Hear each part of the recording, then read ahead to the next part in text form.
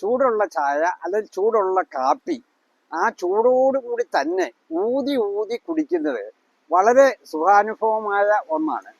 മിക്കവരും രാവിലെ bed coffee അല്ലെങ്കിൽ ബെഡ് ടീ കുടിക്കുന്നത് അവർക്ക് ആ ദിവസം മുഴുവൻ എനർജി നൽകുന്നതായിട്ടാണ് പലരും പറയുന്നത്. ഇങ്ങനെ ചൂടോട് കൂടിയുള്ള ചില പാനീയങ്ങൾ കുടിക്കുന്നത് നമുക്ക് ആരോഗ്യപരമായ എന്തെങ്കിലും പ്രശ്നങ്ങൾ ഉണ്ടാക്കുന്നുണ്ടോ എന്നതിനെ പറ്റിയാണ് ഇന്ന് നമ്മളിവിടെ ചർച്ച ചെയ്യുന്നത്. ഇങ്ങനെ കൂടുതൽ ചൂടോട് കൂടിയ കാപ്പിയോ ടീയോ നമ്മൾ കുടിക്കുമ്പോൾ അത് നമുക്ക് അന്നനാള ക്യാൻസറിന് കാരണമാകും എന്നാണ് അടുത്ത കാലത്ത് നടത്തിയ ചില പഠനങ്ങൾ സൂചിപ്പിക്കുന്നത്. ഈ അന്നനാള ക്യാൻസർ ഇന്ന് കേരളത്തിലും വളരെ കൂടുതലാണ്. യൂറോപ്പിലും അമേരിക്കയിലും ഒക്കെയാണ് ഇത് കൂടുതലായിട്ട് ഉണ്ടാകുന്നത്. അവിടെയൊക്കെ ഇത് കൂടുതലായിട്ട് ഉണ്ടാകുന്നതിൻ്റെ പ്രധാനപ്പെട്ട കാരണം അമിതമായ മദ്യപാനവും പുകവലിയുമാണ്. പക്ഷേ അമിതമായ മദ്യപാനവും പുകവലിയും ഇല്ലാത്ത ചില രാജ്യങ്ങളിലെ പ്രവിശ്യകളിൽ ഈ അന്നനാള ക്യാൻസർ കൂടുതലായിട്ട് കണ്ടുവരുന്നുണ്ട്. ഉദാഹരണമായിട്ട് ഇറാനിലെ ഒരു പ്രവിശ്യ, ചൈനയിലെ ഒരു പ്രവിശ്യ, അവിടെയൊക്കെ നടത്തിയ പഠനങ്ങളിൽ അവിടുത്തുകാര് ഈ മദ്യപാനവും അതുപോലെ തന്നെ പുകവലിയും ഇല്ലാത്ത ആൾക്കാരാണ്. എന്നിട്ട് പോലും അവരിൽ ഈ അന്നനാള ക്യാൻസർ കൂടുതലായിട്ട് കണ്ടുവരുന്നു. അതിനെപ്പറ്റി കൂടുതലായിട്ട് പഠനങ്ങൾ നടത്തിയപ്പോഴാണ് മനസ്സിലായത് അവർക്ക് പ്രത്യേക ഒരു ശീലമുണ്ട്. അതായത് ചൂടുള്ള കാപ്പി, ചൂടുള്ള ചായ അല്ലെങ്കിൽ ചൂടുള്ള മറ്റു പാനീയങ്ങളൊക്കെയാണ് അവർ സാധാരണയായിട്ട് ഉപയോഗിക്കുന്നു എന്നുള്ളതാണ്. അപ്പോൾ കൂടുതൽ ചൂടുള്ള ചായയോ കാപ്പിയോ അല്ലെങ്കിൽ വെറുതെ ചൂടുവെള്ളമോ ഒക്കെ നമ്മൾ കുടിക്കുമ്പോൾ നമ്മുടെ അന്നനാളത്തിൽ ക്യാൻസർ ഉണ്ടാകുവാനുള്ള സാധ്യത വർദ്ധിക്കുകയാണ് ചെയ്യുന്നത്. അതിന് പല കാരണങ്ങളുണ്ട്.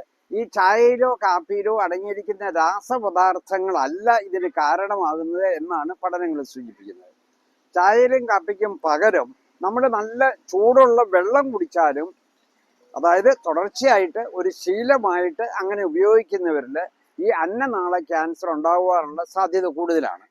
അതിൻ്റെ പ്രധാനപ്പെട്ട കാരണം നമ്മൾ വളരെ ചൂടുള്ള വസ്തുക്കൾ കുടിക്കുമ്പോൾ അല്ലെങ്കിൽ വളരെ ചൂടുള്ള ഭക്ഷണം നമ്മൾ കഴിക്കുമ്പോൾ നമ്മുടെ അന്നനാളത്തിലെ അകത്തെ ആവരണമായ വളരെ മൃദുലമായ കോശങ്ങളുണ്ട്. അവയ്ക്ക് നാശം സംഭവിക്കുന്നു, അവ നശിച്ചു പോകുന്നു. അതുകൊണ്ട് തന്നെ അവിടെ ചിലപ്പോൾ ഇൻഫെക്ഷൻ അല്ലെങ്കിൽ അണുബാധ ഉണ്ടാകുന്നു, അത് കൂടെ ഉണ്ടാകുന്നു. പിന്നെ അവിടുത്തെ ഓരോ കോശങ്ങളും ഇങ്ങനെ ചൂടുകൊണ്ട് നശിച്ചു പോകുമ്പോൾ അവിടെ റിപ്പയർ വർക്ക് നടക്കണം. കൂടുതൽ റിപ്പയർ വർക്ക് നടക്കുമ്പോൾ കൂടുതൽ പുതിയ കോശങ്ങൾ ഉണ്ടാകേണ്ടിയിരിക്കുന്നു. കോശങ്ങൾ ഉണ്ടാകുക എന്ന് പറഞ്ഞു കഴിഞ്ഞാൽ അത് സെൽ ഡിവിഷൻ മൂലമാണ് ഉണ്ടാകുന്നത്. അപ്പോൾ സെൽ ഡിവിഷനിൽ അല്ലെ കോശ വിഭജനത്തിൽ വരുന്ന ചില തെറ്റുകൾ അല്ലെ പാകപ്പിഴയാണ് ക്യാൻസർ ഉണ്ടാകുന്നതിൻ്റെ കാരണം എന്നാണ് പറയപ്പെടുന്നത്. അപ്പോൾ അങ്ങനെയുള്ള തെറ്റുകൾ ചിലപ്പോൾ അവിടെ ഉണ്ടാകാൻ സാധ്യതയുണ്ട്. അത് ചിലപ്പോൾ ക്യാൻസർ ആകുവാനും സാധ്യതയുണ്ട്. പുതിയ പഠനങ്ങൾ സൂചിപ്പിക്കുന്നത് കൂടുതൽ ചൂടുള്ള വസ്തുക്കൾ, അതായത് 65 ഡിഗ്രി സെൽഷ്യസിൽ കൂടുതൽ ചൂടുള്ള പാനീയങ്ങളോ അല്ലെങ്കിൽ ആഹാര പദാർത്ഥങ്ങളോ ഒക്കെ ക്യാൻസർ ഉണ്ടാക്കുന്ന വസ്തുക്കളാണ് എന്നാണ് പറയുന്നത്.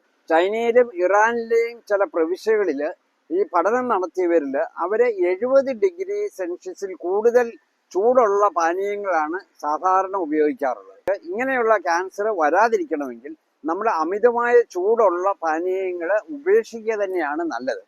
ഏറ്റവും കുറഞ്ഞത് നമ്മൾ 70 ഡിഗ്രിയിൽ താഴെ അല്ലെങ്കിൽ 65 ഡിഗ്രിയിൽ താഴെ ചൂടുള്ള പാനീയങ്ങൾ മാത്രമേ നമ്മൾ കുടിക്കാവുള്ളൂ. നമ്മൾ കൂടുതൽ പച്ചക്കറികളും പഴങ്ങളും ഒക്കെ ധാരാളമായിട്ട് ഉപയോഗിക്കുക. ഇങ്ങനെയുള്ള കാര്യങ്ങൾ നമുക്ക് ശ്രദ്ധിച്ചു കഴിഞ്ഞാൽ ഈ അന്നനാള ക്യാൻസറിൽ നിന്നും നമുക്ക് രക്ഷ നേടാൻ സാധിക്കും. അപ്പോൾ ഇത് വളരെ പ്രധാനപ്പെട്ട കാര്യങ്ങളാണ്. ഇത് നിങ്ങൾ മാക്സിമം ഷെയർ ചെയ്യുക. എൻ്റെ ചാനൽ സബ്സ്ക്രൈബ് ചെയ്തിട്ടില്ലെങ്കിൽ സബ്സ്ക്രൈബ് ചെയ്യുക. മറ്റൊരു വീഡിയോയുമായി നമുക്ക് വീണ്ടും കാണാം.